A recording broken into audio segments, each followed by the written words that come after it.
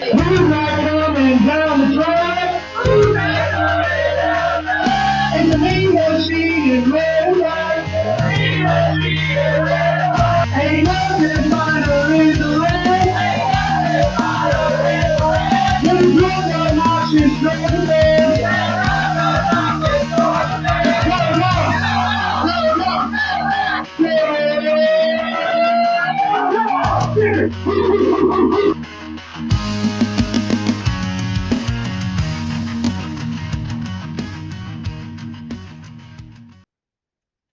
What's up, y'all? This is John and Caleb back for another episode of the Nothing Finer podcast.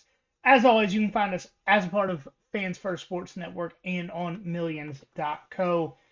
We would normally be live tonight on Millions, but we got a lot of stuff going on the personal side, so it was just a little difficult to pinpoint exactly when we were going to be starting. And because of that, live is even more difficult than it normally is. But we're going to break down the best games of week 10. Say, Yeah, sad. it is sad that we're this far into the season. Also sad because this was supposed to be a really incredible week of football based on the preseason rankings, It damn sure was. and so many of these teams have just fallen off. Yeah, every game that you were excited to watch this week, one half of that game is significantly worse than it was supposed to be. Yeah, should we go through them? Absolutely, let's go. Okay, let me pull it up just to make sure we don't neglect anything. Because I know, for one, Penn State, Ohio State, that was a number Top two versus three? number three in the Yeah, preseason. yeah. Uh, Boy, did that fall off. Yeah, now I Duke and almost, Clemson would have been interesting. for Penn State, Ohio State, I legitimately thought about taking Ohio State minus 20 as a best bet. Yeah, I wouldn't have blamed you for that whatsoever. Uh, Top 15 matchup between Georgia and Florida would have been a thing. Georgia held up their end of the bargain because they are still number five.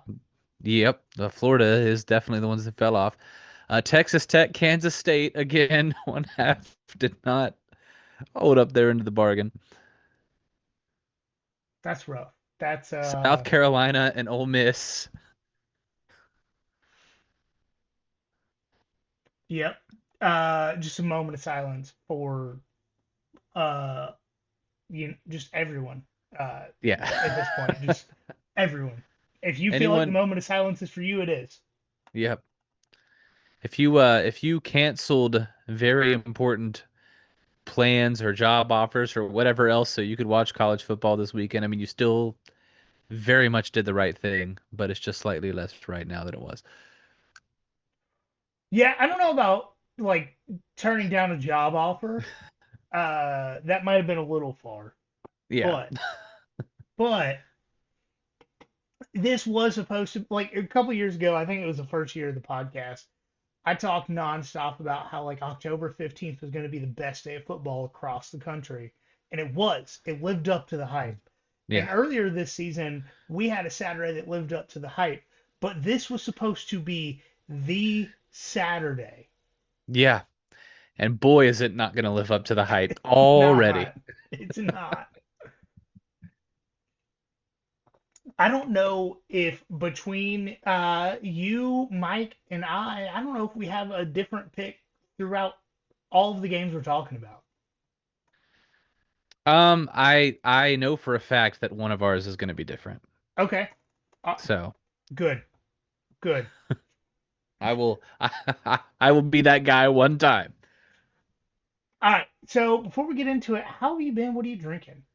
I've been weird, to be honest with you. It's been a weird week. I don't know if it's the cold coming in just affecting my mood or whatever it might be, but it's just been a really, really odd week. But I am drinking some good old-fashioned Southern sweet tea. So how are you, and what are you drinking? Yeah, also not the best of times on my end, but I got some Blue Mountains over here. Just Nice. pretty much because I bought it yesterday for the Viking beer helmet that I broke this morning and am trying to put back together. Ah, So, obviously, one of the things that you should not do when you've been up for approximately 1 minute is stumble through the dark to pick up one of these helmets to put in your work truck so you can go to Home Depot while you're, out. Because I dropped it and broke one of the horns off. So JB nice. Weld, plastic weld is if it doesn't work, then I wasted money. Is where we're at. Yeah.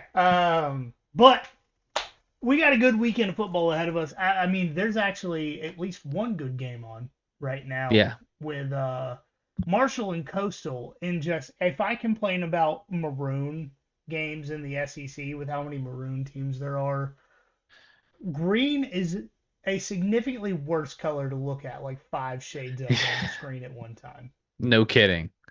I just Coastal's field is a little difficult to look at, just it, especially when they're not good. Right. Um, but then you add just the bright Marshall green at the same time, and It's a horrible clash, a really terrible. We should ban any green from being used in a college football logo unless it's dark. it's but well, it's not even just that. Like both teams have currently a lot of chrome going on. It's y'all got to decide, right? Like this is like two teams that hate each other, and like we're gonna try to make this the least visually appealing game we can. What did the CEO of ESPN say about their mama before this game? Because the ratings have got to be atrocious. Right. It's tough. Um, but getting into the games here, we got Vandy at Texas. Texas 3-point favorite, over under 47. And I will say, getting into this one, I understand Texas being a 3-point favorite going into this game. It is a home game. It is in Austin, so that means neutral site. It's a pick 'em. Uh, just half point spread. Who do you think is going to win this one? But I do understand this one for a few reasons. And first, and I will say to add some context here, I understand Texas not being favored by more because of these reasons. And it's Arch may or may not play. He's fresh off of a concussion. And second, the rest of the offense hasn't been great. And then third, the defense has allowed a lot of points against better teams they've played, and better is in air quotes there because Mississippi State is one of those better teams, they and they allowed haven't won a 29 to conference games. Florida. Yeah. Just for a little context. So Texas offense, 66th in scoring, 90th in rushing, 66th in passing, and importantly, 90th in completion percentage. And if y'all remember, I talked about this last week. Before the game last week, Texas was 80th in passing offense going into that game last week. So into an overtime game against Mississippi State is what it took them to move into barely the top half of the country in Yeah. passing. The Texas offense is also 62nd in offensive efficiency. Meanwhile, the Vandy defense has been more consistent than their offense has. They're 51st in time of possession. Vanderbilt is limiting opponents' explosive plays, and that is most of the yards that Texas has gotten on offense this season. They've kind of lived on the big play. I just, based on all of that, I've got to take Vandy. And here's where the hot take comes in. I'm taking Vandy as the beginning of the last chapter for Sark in Austin before he goes into the NFL, or LSU makes him an offer he cannot refuse. Because I mean, I would do it if I were LSU. LSU has won a lot more titles a lot more recently than Mm, Texas has. yeah. Yeah. LSU has won the SEC at some point in their life. Texas has not. So something to think about. I Fair. did see those rumors coming out this week about Sark possibly going to the NFL. And you could tell a lot about the trueness of these rumors that go around based on how the team performs in the next game. Think about Lane getting the better of Oklahoma and doing the whole "I'm not leaving" thing, although that was before the LSU job came open. So we'll see. These rumors about Sark on his way to the NFL do seem a little more credible to me than anything that's had to do with Lane Kiffin so far. But Because Sark had to approve of these rumors getting out. Like yeah, that's not something that his agent just floats out to the public without him knowing about right. But despite that, and despite the fact that I think Vanderbilt is a better team than Texas, especially based on everything you just said, the vibes just feel like a Texas win to me. I don't know why. I sat down to write this and sat down to write that I was picking Vanderbilt, and it just felt off. And sometimes that's been a chip in my favor if I follow the vibes. Plus Vanderbilt on the road in SEC environments the last couple years just hasn't done amazing. They've done all their best work at home. So, despite the fact that I made a post this morning picking Vanderbilt, it. I've changed my mind. I'm gonna let Texas have a little hope before Georgia crushes it in 2 weeks. I, in full transparency here, my brain, or I guess my heart says Texas wins this game, right? There's just some Right. sort of feeling that Texas isn't losing to Vandy at home, Yeah. I'm and glad it's not just me that has just the nothing but vibes because but everything else says Vanderbilt wins this game. but every statistical category says Texas Right. doesn't stand a chance. Yeah.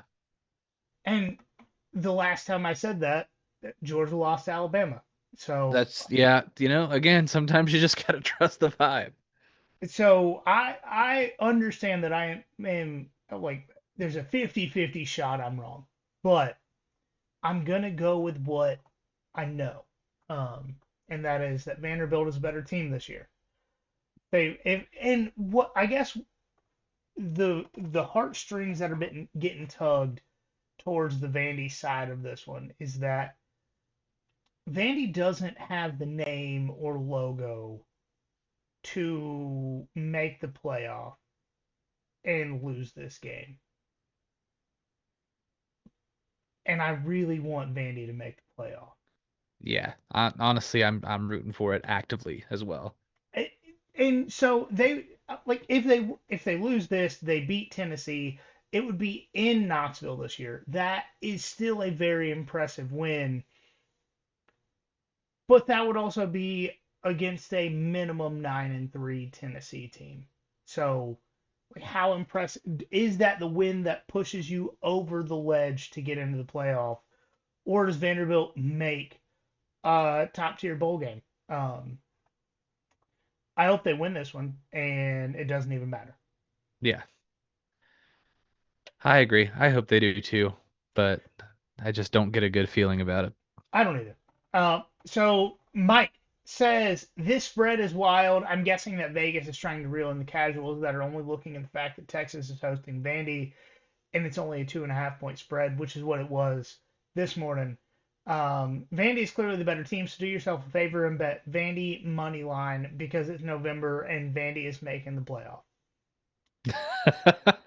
Hope you're right, Mike. We would both love for you to be right. Mm-hmm. I'm still taking Vandy in this one, but I think I'm I'm wrong. yeah, I'm trusting the gut here. All right, so we got Mississippi State at Arkansas in the battle of who is actually going to win an SEC game this year. Arkansas 4.5 point favorite, over under 67.5, which is just absolutely insane for an SEC game. Um, and this is going to be a statement game for whichever team wins.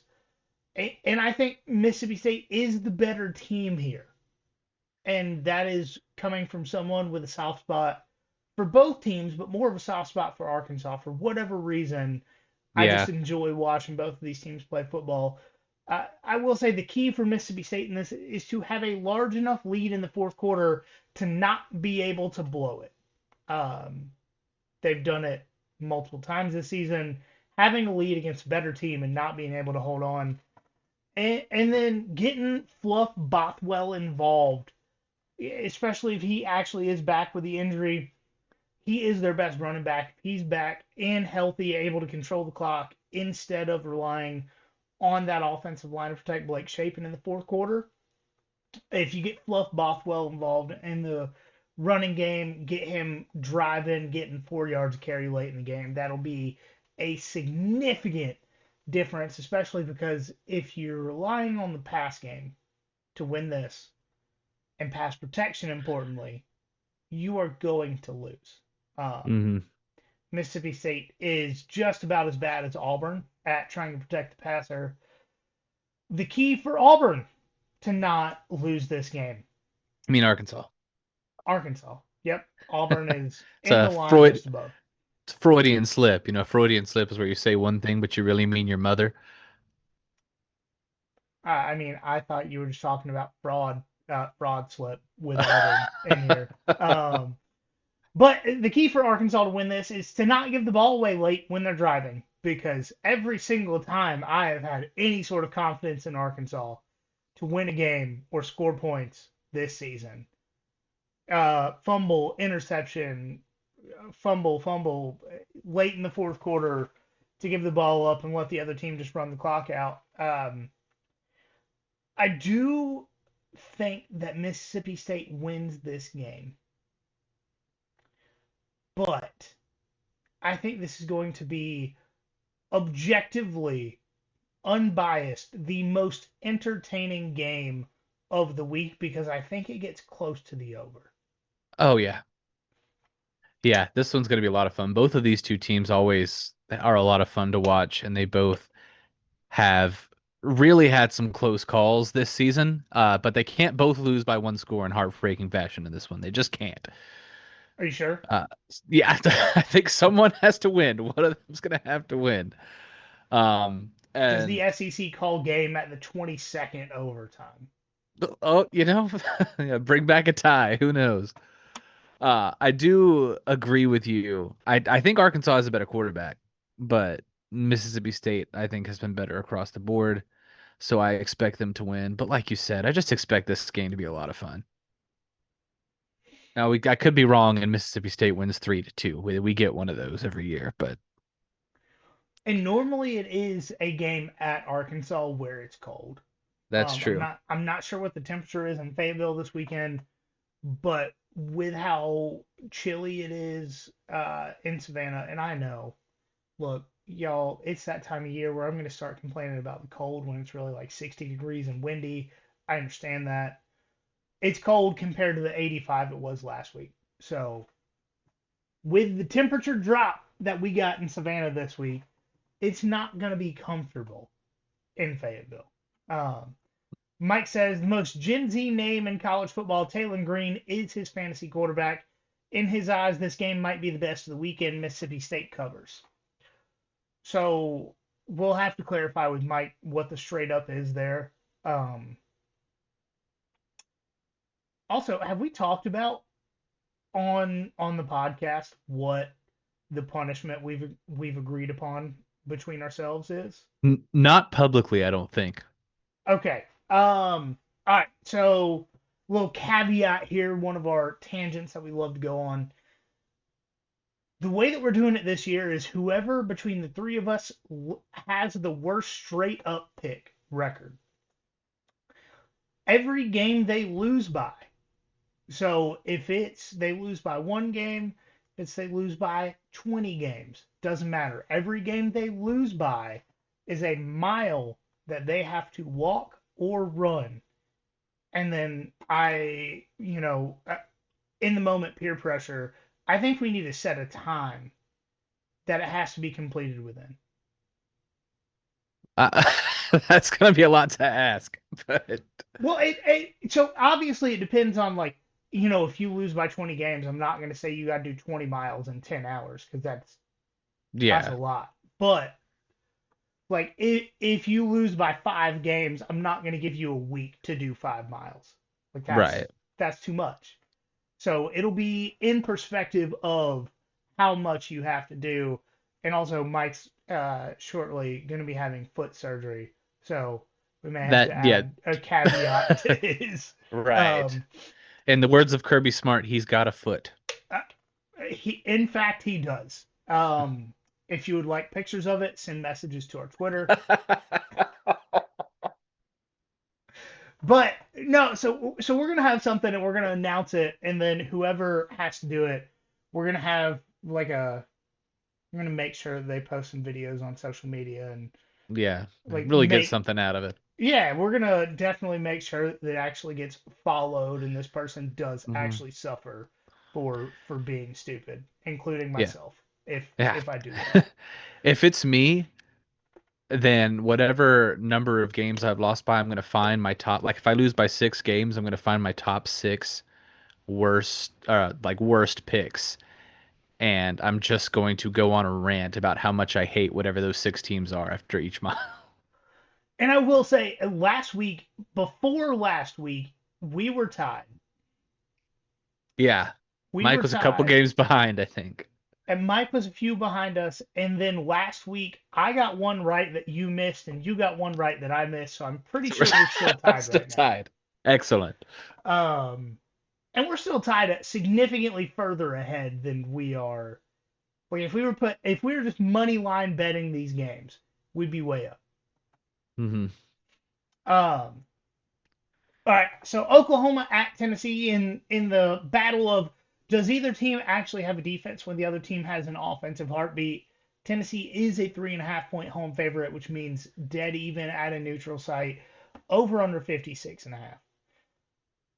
And when it comes to this game, I don't know what to think because of the recent trends for both teams. And that's because both of these teams, I know I just said it, they both have bad defenses when they play a really good offensive team. Yeah. And Tennessee is a really good offensive team. Um, and Tennessee, they do still have a bad defense. They're going to be without both of their starting corners still. Tennessee may play the entire 2025 season without their top two corners and still have playoff hopes. Yeah, that's crazy. Insane. Um, but they're getting at least one of their linebackers back and potentially Arion Carter in this game. And the last time they had healthy linebackers, they held Alabama to 253 passing yards, 40 yards less than their average, and 120 rushing yards, which is right at their average. Um, I just I've lost so much trust in Oklahoma's offensive ability to take advantage of anything. And I say that because we saw that you can run on Ole Miss. Hmm. Georgia owned the time of possession in that game just because at any point in time, 7 yards a carry, Yep. without a question. And, and Ole Miss held Oklahoma to 30 yards less than their season average. And I still do not believe that John Mateer is healthy, and the entire offense runs through him. Ben Hmm. Arbuckle has coached John Mateer for a couple of years, and now he's at Oklahoma with John Mateer. And I'm not even sure if John Mateer being healthy makes a difference in Knoxville because I still believe that Georgia in week 3 is better than Oklahoma in week 10. Hmm. And it took overtime for Georgia to win that game. And Yep. I don't think Oklahoma's there offensively. I don't think they're there defensively. I don't think they're there with the coaching staff. I don't think Oklahoma really stands much of a chance to win this one. Now, if this was 7 point spread, I would take Oklahoma to cover the spread. But with it being 3.5, I do like Tennessee here. Yeah. Yeah, I do have to say this game would be incredibly entertaining if both teams were 100% healthy. Absolutely. Yeah, that'd be a heck of a shootout. Unfortunately, that's not the case, and You mentioned Jean Mateer. I think the injuries to Oklahoma are a little more significant in terms of their impact on the game. So I am still expecting both teams to score at least 35 points, but give me Tennessee to Oh, win. Yeah, yeah, big time scoring, smashing the man. over. Yeah, smashing it. I think Tennessee is a potential playoff team at their best, so I'm still going to take Tennessee to win this game. Wild. Mike thinks Oklahoma's dead, so Tennessee Uh, covers. honestly, hard, very difficult to say that they're not. Yeah, yeah. If he even goes hot take, Oklahoma might be looking for a new head coach as well. I don't hate that take. Yeah, I yeah. just, man, and here's the thing: if Oklahoma had started the first four, like I don't even remember who their schedule started with. But if they had not been undefeated going into Texas, we're having a different conversation. Yeah. But you can't continue to ask your fans to just go through the roller coaster of emotions every season that Hmm. Oklahoma fans have and not be jaded to the point that they don't want you as their coach anymore. Because even going Look at back to LSU. Lincoln Riley. Yeah. Speaking of LSU, the guy that LSU tried to hire before Brian Kelly. That's right. For some reason. I just man, it's pretty wild. And I understand where Oklahoma fans are coming from, and simultaneously think that they're a little crazy for trying to get Brent Venables out at this point because Yeah. I get it. The first few years have been bad. I truly think that last year needs to just be a non-starter because Yeah. you can't like no one can account for that many injuries. Yeah. And then this Nobody. year you still got the bad injury luck because you've got this guy who can take over games and wins games for you, and then he breaks his thumb and he's not the same. Like that's not necessarily all Brent Brett's fault, but No, but at the same time, superstition takes over and you're like, man, I can't do another season where injuries are an excuse. yeah, So I get both sides. But also if I was an Oklahoma fan, I would probably want Brent Venables gone. So I understand. I do. yeah, it's I fair. I understand, but at the same time I think you're wrong. Just as much as that doesn't make sense. Um speaking You of don't might make you sense, might say it's an overreaction, is what we're saying. We understand, but it's an overreaction. absolutely. All right, last game we're talking about tonight, and this is Georgia, Florida. This is the world's largest outdoor cocktail party. Trivia fact: this is the war for the or. Georgia 7.5 point favorite, over under 50.5. And the big concern here is that Florida did some things. I have a correction to make already. The concern here for Georgia is that Florida did some things well before firing Sunbelt Billy, and they did fire him. Yeah. And everything that we have heard from in and around the program is that the dysfunction was mostly, if not all, on Billy. And some of that was the fact that he tried to do too much. He tried Hmm. to be a CEO while being the offensive coordinator, and you can only stretch yourself so thin before you have holes in your game. Yeah. I mean, Um, name the elite college football coach that wins championships while holding the Waffle House menu and calling the plays. It doesn't exist. well, there was a graphic put out recently, and out of the last, I want to say like 15, 20 years, three coaches have been play callers on either side of the ball and actually won a national championship. Yeah. So it's And not the norm, is what we're hearing. right. Um, so Florida could possibly be a good team. And if you listen to this, you've probably listened to the episode that we did with Bobby Burgeons talking about we don't really know. Nobody knows what this team is going to be. We know what this team did well before firing Billy. We know they fired him before a bye week to try and get 2 weeks of the new staff in there and involved. We know that Billy Gonzalez is a phenomenal coach and has been at Florida for the better part of the last 20 years, Mm-hmm. Been there including long enough to have a national championship ring. he's got two. Yeah. He's got two.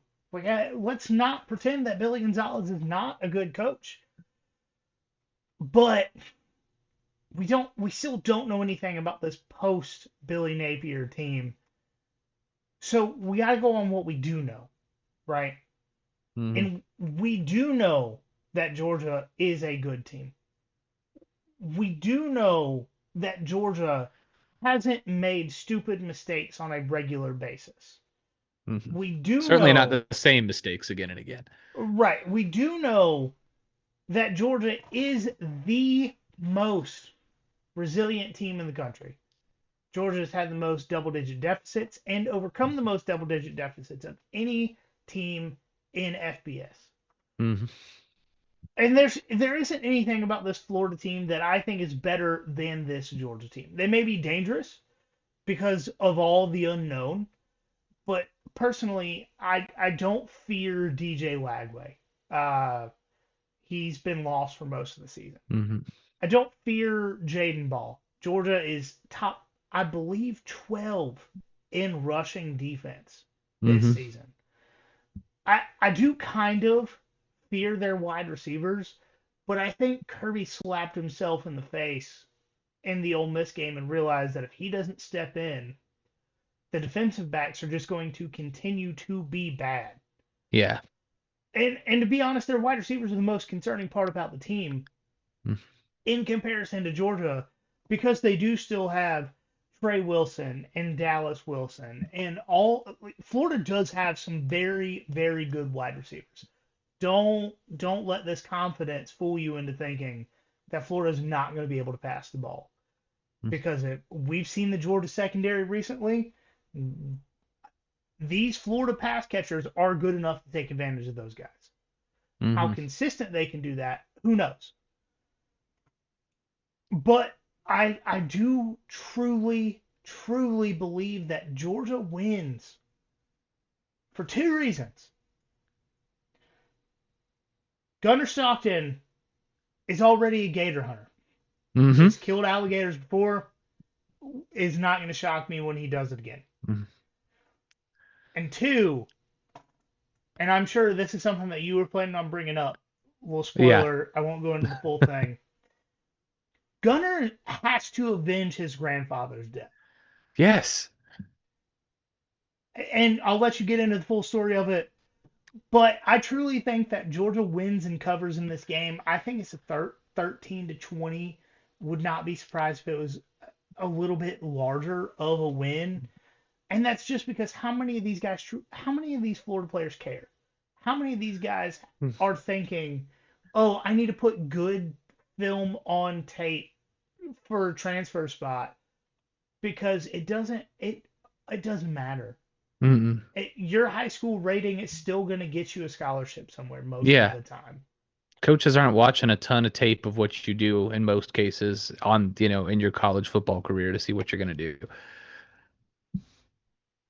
And these guys know that. That's why a lot of them will sit out in situations like this. The people who go out and say, oh, they're going to put stuff on tape just probably aren't that close to the programs, to be honest with you. To get into the Gunnar Stockton story, because I don't actually have this in my notes, but I would like to tell it. Yeah, apparently after the 2010 Georgia-Florida game, Gunnar Stockton's grandfather literally had a heart attack in the parking lot. And that is where he passed away. Rest in peace. But again, if anyone doubts Gunnar Stockton's commitment to this Georgia program, he's been following this with his grandpa his entire life. And he said when talking about it that every time he goes to Jacksonville, he wants to beat him big because that's all he thinks about. Yeah, and so allegedly, and this is based on a couple of articles, allegedly, Gunnar Stockton's grandfather, and this is the same grandfather that was in the Auburn hose game. Yeah. Gunnar Stockton's grandfather's last words were cussing out Todd Grantham. Yes. that is alleged. I do not know Yeah, the factual. I don't know if that is a factual statement. it's a That is in the safe articles that assumption, I I would read. say. Right. And he had a heart attack and collapsed immediately after that game in 2010, cussing out Todd Grantham. And who among us would not? Yeah, has not even. Yeah. So, I just I already was sold on Gunnar Stockton being a damn good dog, regardless of what his career ends up being. But boy, you can't, no news that comes out about this guy makes you think any less of him. Yes, you're not getting random creepy Snapchat leaks that he sent to some chick either. But that's Or beside the a point. Snapchat of where he asks someone to run over him with their So, car so he doesn't have to play football anymore. And yeah. Gunnar Stockton so far at least hasn't done that after a 3+ interception game. hmm Yeah. Well, the thing is, Gunnar Stockton is the car that runs people over. I believe that is a Yeah. factual statement. Yeah. Here's another factual statement. Every single game that Florida has won this season has been a home game against a team that had to travel at least 500 miles to get there. Interesting. Yep. Yep. Uh, that was some fun digging I did there. Jacksonville's not Gainesville, and Georgia only has to travel 330 miles to get there. I Now, kid. Jacksonville is almost as terrible as Gainesville. That They're is close. true. Yeah. But obviously, this game doesn't swing on travel. Just thought it was interesting. Another interesting tidbit is all the players suddenly showing up as out on Florida's injury report. I'm real glad you made the same connection I did. Because Yeah. guys that didn't necessarily have injuries before the bye week, Yeah, suddenly popping up, unable to. Oh no, my neck hurt, my back hurt. my neck, my back, my what? uh, the fact is, Florida does not have the talent or the play calling ability on staff to beat Georgia this Saturday, with or without Sunbelt Billy. I know we're all a little worried about what Lagway's arm and his ability to take over a game because of what our DBs have been, but I have made the decision that I'm no longer worried about teams outscoring Georgia. Georgia's got the most efficient offense in the country by advanced metrics, and that's opponent Say that adjusted. again. Who's the offensive play caller that Georgia has that did that? I think his name's Mike Bobo. Oh, John? Mike? interesting. Yeah, Mike Bobo has given Georgia the most efficient rather, offense in the country by advanced metrics, opponent adjusted, all of that. We're not used to saying things like that. What we have been defenders. Yeah. It was just boy after the play calling late in that Bama game, it was tough. Yeah, but yeah, even with all of that, most efficient offense in college football because Gunnar Stockton and Mike Bobo and these transfer receivers and the fact that Georgia is capable of running the ball again have created that. Florida's offense, meanwhile, is ranked 93rd in efficiency. Would you like to hear some teams that ranks behind that Georgia has seen I before? would love to. So 93rd is behind Alabama, obviously in offensive efficiency, behind Tennessee. It's behind Ole Miss. It's behind Auburn. It's behind Kentucky. It's behind Marshall. Marshall, who is actually still leading the game that I'm watching right now. Yeah, that's fun. So, yeah, I know a lot of people are going to respond to that, me talking about Florida's offensive efficiency, with something along the lines of, well, our defense is going to make DJ Lagway look like a Heisman contender. When you Maybe. look at what when you when you Maybe. when you look at what's happened for Georgia this season, though, they might give up a drive or two at the beginning of the game, but only the only offenses that have really put it on Georgia's defense this season are actually just really good offenses. Some would say, yeah. Yeah, Florida doesn't have one of those. What? No. I know, shocking. So, like, I'm sure we'll still find a way to be down at halftime, but something disastrous would have to happen for us to lose this game. Honestly, if I'm going by vibes again, it feels like Georgia wins this game by a couple of scores. And to be fair, I believe this is the first Georgia-Florida game that neither Mike or myself will be watching in the state of Florida Oh, since we started snap. the podcast.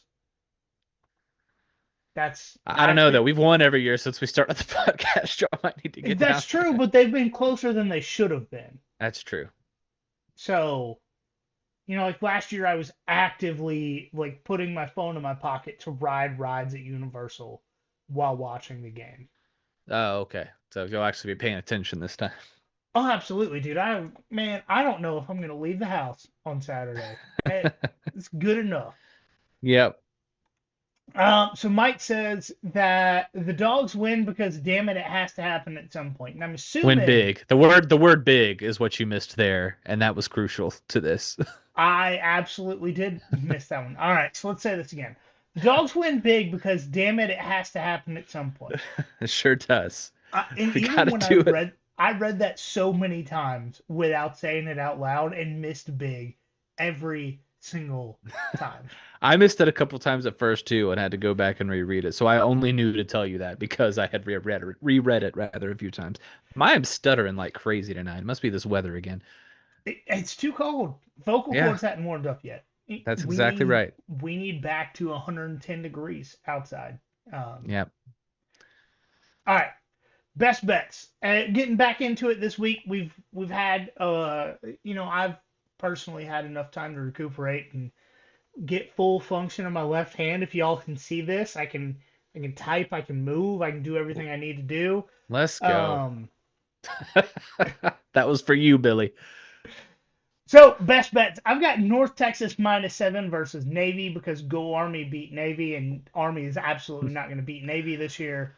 Uh, Notre So Dame North Texas might minus as well, right? yeah, North Texas, sure, whatever. I don't. North Texas is also, as far as offensive statistics go, North Texas is like a top 10 offensive team in the country this season. So they have the ability to score quickly when Navy possesses the ball a bit.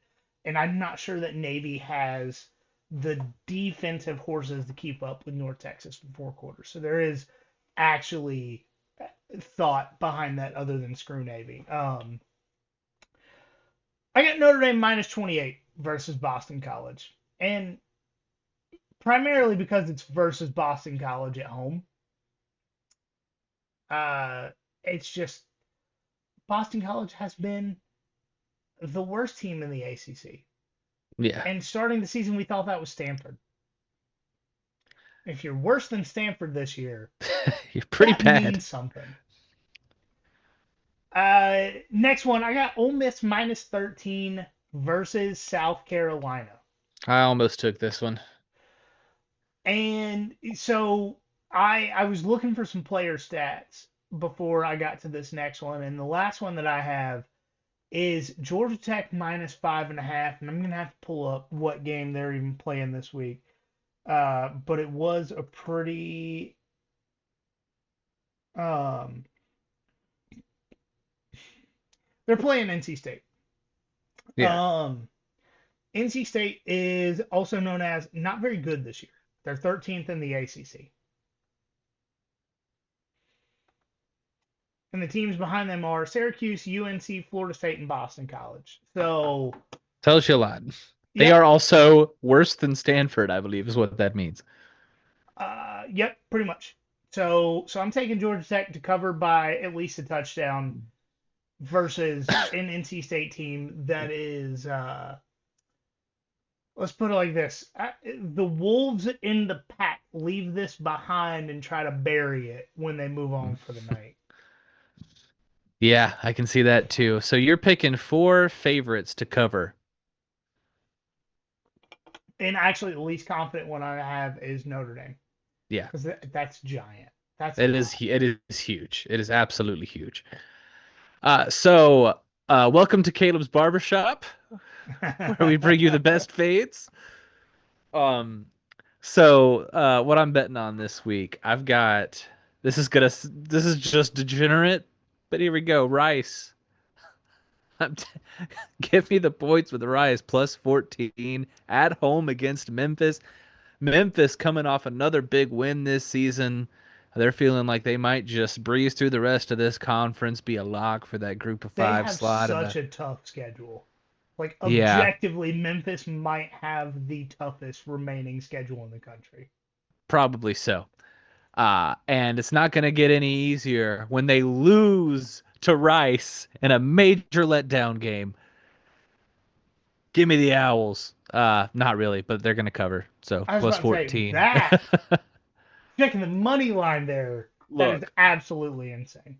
look. If Rice wins this game, I am clipping the hell out of it. Just to let everybody know. All right. Another dog I'm taking at home. SMU plus 10.5 at home I love against it. Miami.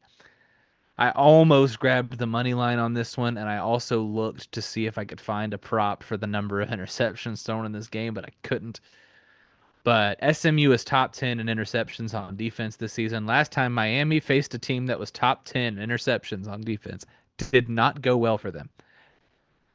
So Yeah, Mustangs plus 10.5. I I looked at this real hard. Mm-hmm. This was my ACC bet of the week. It was Yeah. about to be, and then And then the Georgia Georgia Tech one Tech. popped up. Yeah, Georgia Fair. Tech. All right. I also made a bet in the Ole Miss game, but I took the Ole Miss team total over 34.5 against South Carolina. I don't think South Carolina's defense could stop a cold at this point. Ole Miss is a lot more explosive and has a lot more firepower on offense, in my opinion, than Alabama does. And I just don't see Ole Miss scoring less than 5 touchdowns in this game. That's a wild statement after last season. I know, but it's not last season anymore. It's this It's season. not. It's I just still Yeah. that preseason bias. I legitimately have this conversation with myself every week that South Carolina is bad. Yeah. And we just got to remind ourselves of that. And then, despite what I said earlier, that I think Tennessee is going to win this game, when I looked at the team totals for this game, I see more of a path for Oklahoma to score over 26.5. Or rather, let me take that back. I think Tennessee's was like 28.5 or something like that. I see more of a path rather for Tennessee to score less than their team total than I do Oklahoma, because I think Oklahoma's got a better defense than Tennessee, and I think there's a better chance that they slow things down. So I took the Oklahoma team total over 26.5, but I do think Tennessee is going to go over their team total and win that game. I just took what I thought was the safer bet. That's fair, especially with your history on the season. That's true too. You gotta take some safe stuff. All right, y'all, that's going to do it for this episode of the Nothing Finder podcast. As always, follow us on social media at nothing.finder.pod on Instagram, at FinderPod on Twitter, Facebook, YouTube, TikTok. Just look us up and you can find us there. I don't think I'm missing anything. So always remember, y'all, there's nothing finer in the land. And a drunk, obnoxious, it's November. What happened?